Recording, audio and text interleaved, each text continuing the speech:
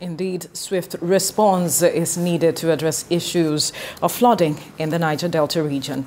And moving on to aviation matters now, air travel is regarded as the safest means of transportation.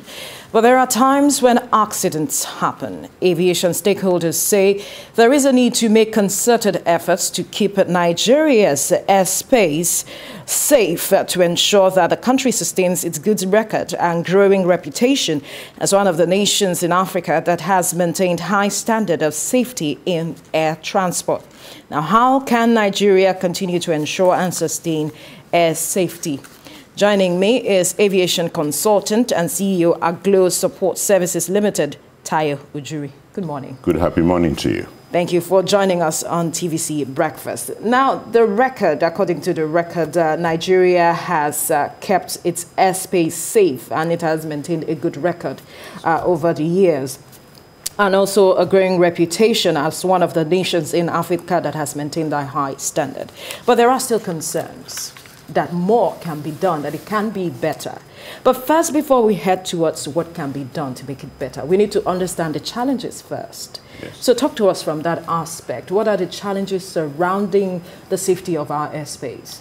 To put this in perspective, we always have to look at the whole rate, which is what's the level of accidents in aviation. It comes to the forefront because we don't see a lot of accidents rate in aviation or aircraft as often, but when it happens, is that the impact is so high and the number of people involved or the personalities of those involved make it a front burner issue. Having said that, what should be done or what are the challenges, like you rightly asked? The challenges obviously are dynamic. Right. As we live every day, we are faced with dynamic challenges and existing challenges, especially in aviation. 2 days ago, we had a 777 takeoff and had the metallic engine catch fire from going to Honolulu.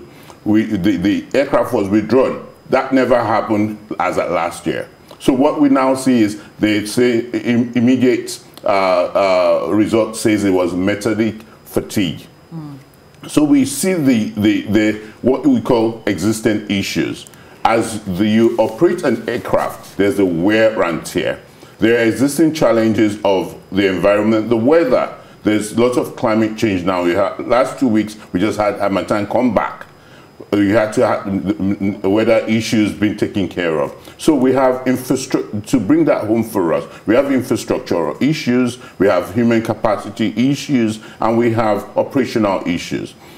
Infrastructural issues in terms of navigational aids, are we up to top notch of where we should be in line with best international practice? We're not. But NAMA, which is Nigerian Airspace Management Agency, is actually deploying infrastructural equipment to ensure that aircraft operations and overflights can operate with instruments and off efficiently and in a safe, secure environment. That's key. And with the airports as well, we ensure that we have a safe, not just the safety in operations, the secured area for operations, either on the ramps, either in the check-in, either with the units, then the airlines themselves, because it's a multifaceted process. We're looking at the airline, we're looking at the airspace, we're looking at the airport itself and all the other ancillary services. So every service have regulations which is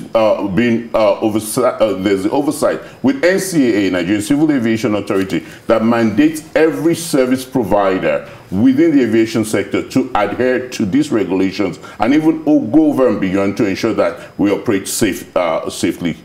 Now, I want you to touch on the human capacity aspect, which you mentioned.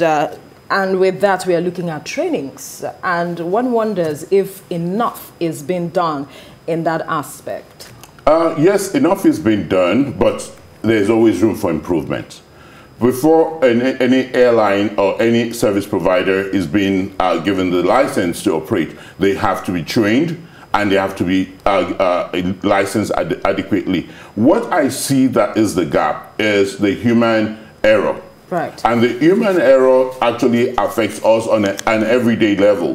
When this happens, actually, we should actually highlight that aviation accidents are not punitive. When you investigate aviation accidents, it's not for punitive measures. It's to ensure that there's no repeat of this accident. And all the facts that led to that accident are addressed to ensure that a reoccurrence is nipped in the bud. So having said that, what we need to now do is human capacity development. What are the challenges of human errors? Is it psychological? Is it the whole gamut of human errors? So once we identify this, is now to actually ensure that, one, there's a safety management system in place, there's an awareness system in place, there's a training system in place. For example, the pilots have to be trained and have go through their simulations every 6 months.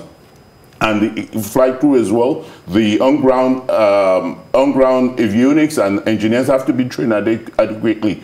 Over and beyond that, to ensure best international practice, what we've seen happen within our climb in Nigeria, within the aviation sectors, every airline or most domestic airlines have actually gravitated towards best certifications like the IATA, IOSA, and as well as trainings going out of Nigeria and with peer review. For example, FAN Federal Airport had the ACI Airport Council International peer review of the airport to say where are we in terms of safety, in terms of security, and in terms of operational effectiveness. We're not top-notch on the, again, I emphasize that, but there's so much room for improvement. What can we do specifically is to ensure that the infrastructure is expanded, the infrastructure is efficient, it's safe, the training is actually at par with best international practice, and then we'll be able to ensure that we nip whatever challenges you mentioned, and I'd like for you to expatiate on that. You said when investigations are done, especially with regards to human error, it is not for punitive measures. I wonder why that is, rather. It's just the way, if it's punitive, whatever investigation within aviation, it's an act and it's global. Right. Even within NTSB, Nigerian Transport Safety Board in the US, you find out it's not punitive. It's supposed to get everybody to give that information, because from data and scientific psychological analysis shows that if it's punitive, people are restrictive in giving information and saying, okay, this is what happened, this is where I dropped the ball, and because you would actually, the airline or the organization would have their certificates revoked. But if you have an open system where people are free to contribute and give their feedback, they actually get more information and ensure that that accident, the goal is to ensure that that accident doesn't happen again.